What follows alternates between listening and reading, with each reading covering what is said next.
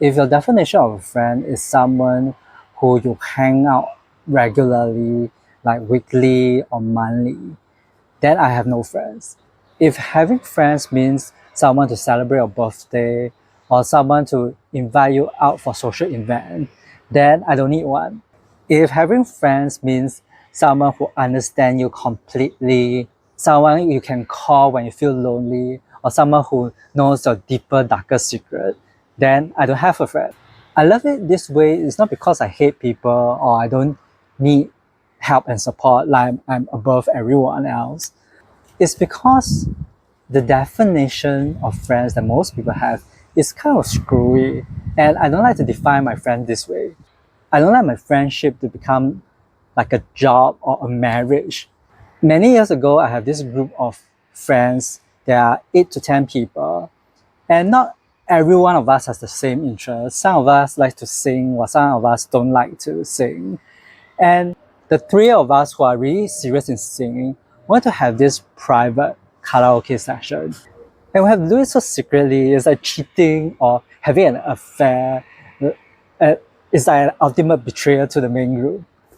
Of course, I understand how bad it feels when you're not invited to a group outing.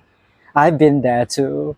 When I saw pictures of the friends in this group having lunch without me, and I knew I wasn't invited, my heart sank. My mind started churning all these ideas, questions. For example, why am I not invited? Do they not like me? All this ego stuff.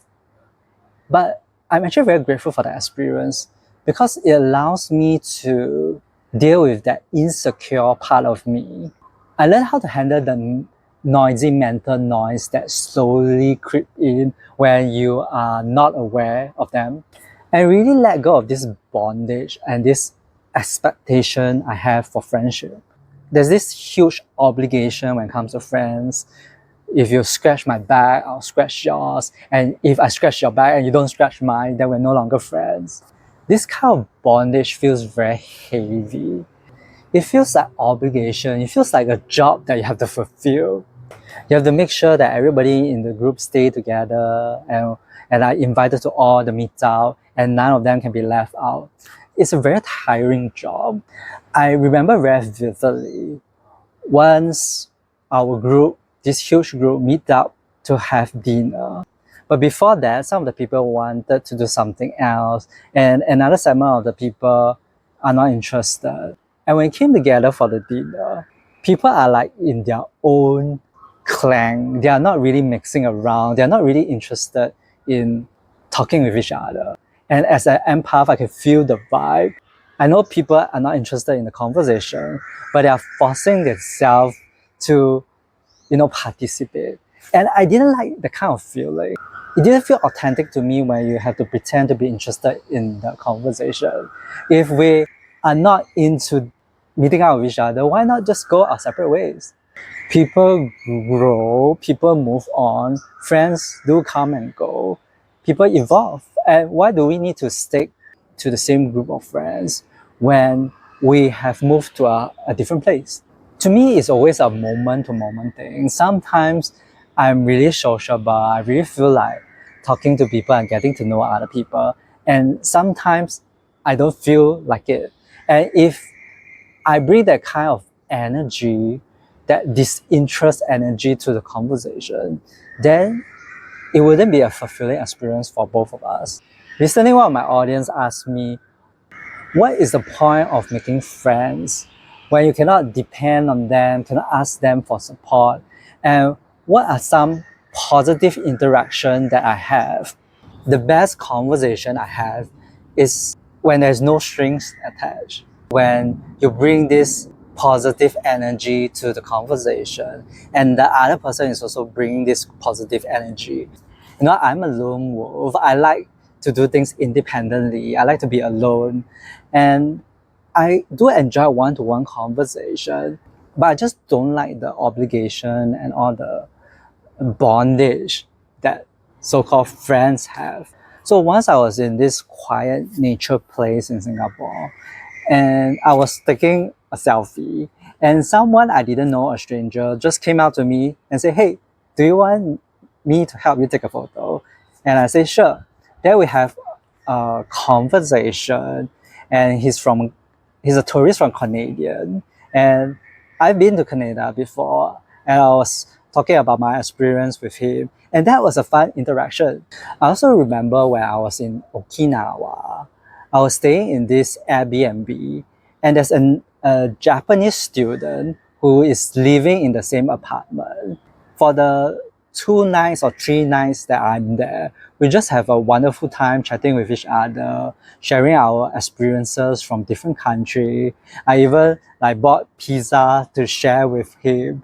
When you're open to sharing your experience and the other person is open to listening and sharing their experiences too, then that is a good and positive interaction. You don't have to define the person as your friend or not your friend. Actually, I have stopped defining people, like putting them into boxes, whether they are my friend, they are not my friend, they are my close friend, they are just acquaintance. This kind of labeling is what the ego likes to do. How do you even decide who are your friends or not your friends? Do you have a list of criteria? Like if they check in with me every week, then they are my friends. If not, then I feel betrayed. As long as they do such and such for me, then they are considered my friend. When I let go of this definition, I actually felt more liberated. I'm not limited to talking and helping these few people that I call my friends. You see, after spiritual awakening, I felt this interconnection with the universe. I don't call a few people my friends and then I invest all my time and energy in the relationship. Everybody living in this world is considered my friend. You don't just go to your friends when you have problems, right? If you are really in danger and you need help, you will call out to a stranger to and ask for help. People are not open to asking for help because they have this I scratch your back, you scratch my back mentality. It's only okay for me to ask my friends for help because I have helped them before. But isn't this very limiting? If a stranger today maybe fell down or they need some help, would you, out of your compassion, reach out to them and help them? You wouldn't be limited to only your friends, right? Your close friends. You're not reserving all your energy just for a selected few. You are a compassionate being. Your compassion is spread to the world. So why select a few people and shut the world out? The world, everyone can be your friend if you choose to be friendly with them. And some of you might feel that, hey, when I say friends, I mean those close friends, those friends who I can open my heart to and really share all my deepest, darkest secret with them. I can tell you this, that's not true at all. When I was in the army and I was serving my reservists, I was talking to someone who I barely know because we are doing guard duty together. We have to spend 2 hours together and we just chat very deeply. I don't know him very well, but we talk about things like having depression, like his girlfriend has depression, and I share my experience. We are not conventionally defined as friends because we don't know each other so well, except we have a similar experience to share about. What's stopping from most people from being so open to stranger or open their heart to people is because they're very guarded. I sense this a lot when I'm talking to people, especially during one-to-one conversation. I can sense that they are insecure, they guard their heart too closely. They set out to take a barrier, a wall, and it prevents this intimate connection with people. If you have no friends and you feel very sad about it, maybe you want to explore a little bit deeper because the lack of friendship is just a surface level problem. There's something deeper underneath it. Maybe you're not open to trusting others. You don't feel like other people understand you, or you lack of self-love. You feel that when you open yourself up, people might judge you. That's why you're very close-hearted. And when you are close-hearted, you cannot connect with others intimately. And that is why you feel very lonely. For me, I used to feel this way. I feel very sad when I don't have any friends. But that is because of shame. Growing up, we have been put in schools, and I do really enjoy learning in school, but I don't really like the community aspect of school. People always have to do things together. We have to force to interact with people of the same age by alphabetical order, even whether you want to interact with them or not.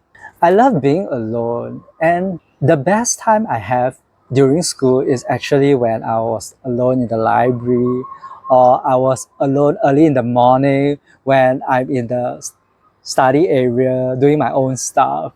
The shame come about because in school and at work, things are more community based. And if you are doing things alone, people don't see you in a positive light, like as though there's something wrong with you for being independent. And because when you're in school or at work, when you have lunch or during recess, if you have been seen alone, people may start talking about you. Like, why is this person not sociable? And a lot of this could be true, and a lot of this could be just purely the mind's imagination of how other people perceive you. But that affected me a lot when I was in school and growing up. And of course, my mom, when I was in secondary school, was really afraid that I had made no friends. She started asking other people to be my friend, which actually made me more ashamed of myself, because it's as though I'm not able to cultivate friendship. And that haunts me for a very, very long time. Until when I grew older and I realized there's nothing to be ashamed about. But nowadays, because I'm self-employed, I I don't really care if I go out and eat alone or watch movie alone. I actually like it this way because you don't have to compromise or ask other people what they like to watch, and only watch movies that you both of you enjoy. You can just do what you like. There's a lot of freedom when you're alone. So I think that's all I have for you today. It's going to rain soon, so I need to go. I'll see you in the next video. Bye.